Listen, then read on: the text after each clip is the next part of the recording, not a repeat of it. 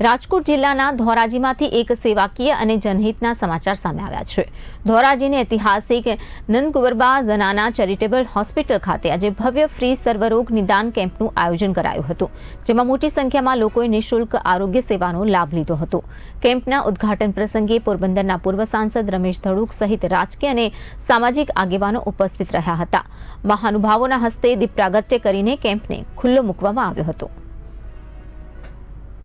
રેડીભાઈ બધાય સાહેબ આજે કેમ રાખવામાં આવ્યો છે? શું કહેશો આજે નંદકુંવરબા?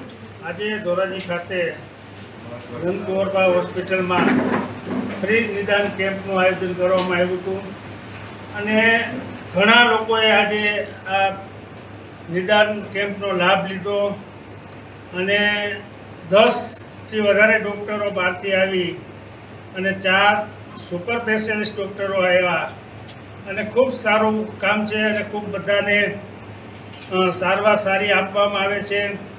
તો આ તકે પહેલાં તો નંદકુંવરબા હોસ્પિટલના તમામ ટ્રસ્ટીઓને ખૂબ ખૂબ અભિનંદન આપું છું કે ખૂબ સરસ મજાનું આયોજન કર્યું છે।